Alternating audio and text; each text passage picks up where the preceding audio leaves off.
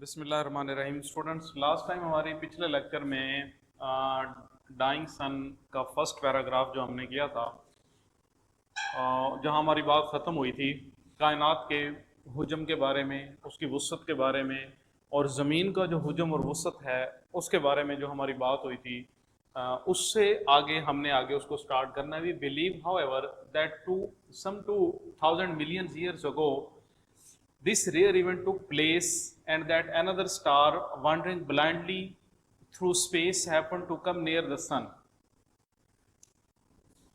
हमने ये पढ़ा था पिछले पैराग्राफ में कि ये जो स्टार्स हैं इनके दरमियान में इतना फासला है कि ये एक दूसरे के करीब नहीं आ सकते, लेकिन अब वो अपनी ही बात की नफ़ी कर रहा है और वो ये कह रहा है कि कोई 2000 साल पहले की बात है कि ये जो स्टार्स हैं ये सफ़र करते हुए, ट्रैवल करते हुए, इनमें से एक स्टार गर्दिश करता हुआ near the sun, come near the sun, वो सूरज के करीब आ गया।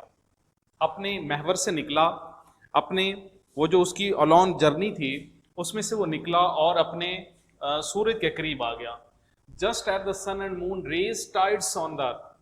फिर क्या होता है, जैसे सूरज और चांद के दरमियान मदोजज़र होती है, समंदर की लहरें ऊपर को उठती हैं, बिल्कुल वैसे ही ये लहरें वैसी थी तो नहीं, लेकिन सिर्फ समझाने के लिए ऐसा कहा जा रहा है। So this second star must have raised tides on the surface of the sun. हुआ ये कि ये जो स्टार है ये सूरज के करीब जब गया तो इसने tides on the surface of the sun, सूरज की सतह के ऊपर इसने लहरें पैदा कर दी, छोटी छोटी लहरें पैदा हो गई इनके आपस में टकराने से।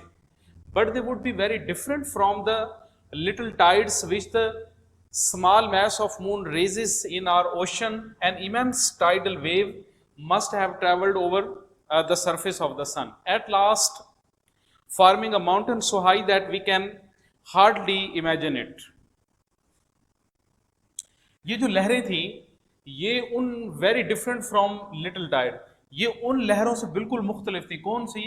जो समंदर के अंदर मद्दो-जज़र के दौरान लहरें पैदा होती हैं, उन लहरों से ये मुख्तलिफ थी। कौन से वाली?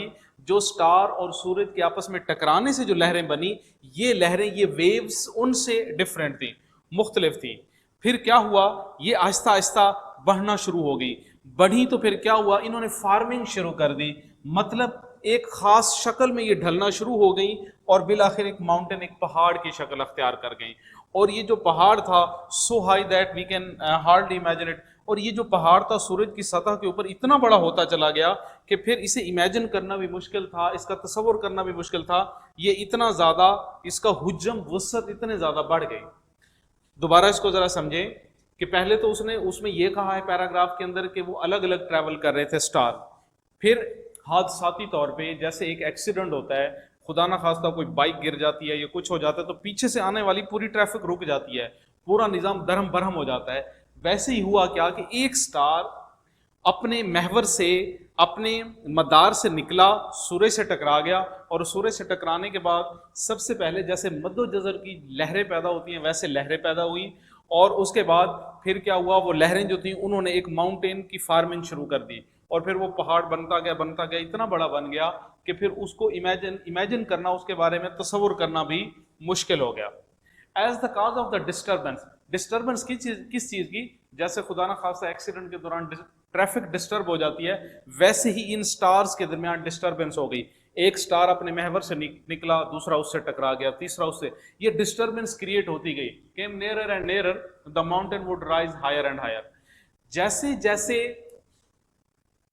डिस्टर्बेंस बढ़ती गई, स्टार्स एक दूसरे से टकराते गए, वैसे वैसे क्या हुआ, ये जो माउंटेन था, वो जो लहरों के बाद बना था, वो वैसे वैसे हायर एंड हायर, वो बड़े से बड़ा होता चला गया। उसने अपने आप को ज्यादा ज्यादा प्रोड्यूस करना शुरू कर दिया। And before the second star began to move away again, it's tidal pull had become so powerful that this mountain was torn to pieces and threw off the small parts of itself into space.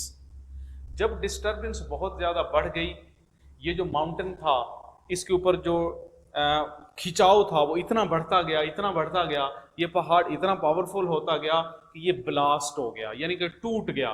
टूटने के बाद क्या हुआ, was torn to pieces and threw off small parts of itself into space. ये जो mountain था ये टूटा डिस्टर्बेंस की वजह से, बिखरा, और इसके जो छोटे छोटे पार्टिकल्स से ज़रात थे वो स्पेस के अंदर बिखर गए। टूटने के बाद छोटे छोटे ज़रात में बदला, ज़रात बदलने के बाद कहाँ गए, वो स्पेस के अंदर बिखर गए। These small pieces have been going round the sun ever since. फिर क्या हुआ, वो जो स्मॉल पीसेस थे उस माउंटेन के टूटने के बाद जो मार्ज़ वजूद में आए थे, जो एग्जिस्ट करते थे, उन्होंने फिर दोबारा सूरज के गिर्द चक्कर लगाना शुरू कर दिया। जिस तरह से जिस तरह से पहले तमाम प्लैनेट्स, तमाम स्टार्स अपने अपने महवर में गर्दिश कर रहे थे, मूव कर रहे थे, अपना अपना सफ़र तय कर रहे थे। फिर वो जो हादसा हुआ, एक्सीडेंट हुआ, उस हादसे के बाद वो जो इवेंट मुकम्मल हो गया, माउंटेन टूट गया, छोटे छोटे टुकड़ों में थे, वो भी बिल्कुल वैसे पहले की तरह उन्होंने सूरज के गिर्द घूमना शुरू कर दिया, मूव करना शुरू कर दिया। These are they are planets, इन्हीं को प्लैनेट्स कहते हैं।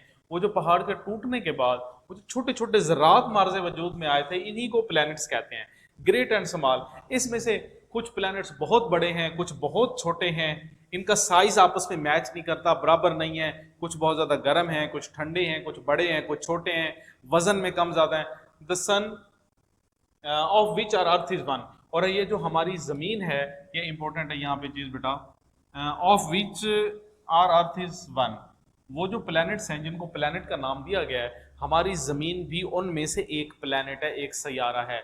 अब इससे ये पता चलता है, यहाँ पे रुक के ये चीज़ डिस्कस कर लें कि हमारी ज़मीन जो प्लैनेट है ये किसके बाद मार्ज़ वजूद में आई है, उस पहाड़ के टूटने के बाद। वो पहाड़ कब मार्ज़ वजूद में आया था, लहरों के बाद। वो लहरें कब बनी थी, ऐसे पीछे चलते थे, वो लहरें कब बनी थी, जब एक स्टार गर्दिश करता हुआ सूरज से टकरा गया, डिस्टर्बेंस पैदा हो गई, तो लहरें उठना शुरू हो गई। इस तरीके से यानी कि ज़मीन इस प्लैनेट के मार्ज़ वजूद में आने तक का जो सफ़र है, जो ये जर्नी है, वो इस तरीके से यहाँ पे पहुंची। फिर आगे वो क्या कहता है, the sun and the other stars we see in the sky are all extremely hot, far too hot for life to exist on them. और ये सूरज और इसके साथ जितने भी प्लैनेट्स हैं, ये इतने ज़्यादा हॉट, इतने ज़्यादा गर्म हैं, ये जो आसमान के ऊपर हमें नज़र आते हैं, जिनको हम देखते हैं, ये इतने ज़्यादा गर्म है कि इनके ऊपर लाइफ एग्जिस्ट ही नहीं कर सकती, एक्सट्रीमली हॉट है। इसके ऊपर जो टेम्परेचर है वो हज़ारों करोड़ों डिग्री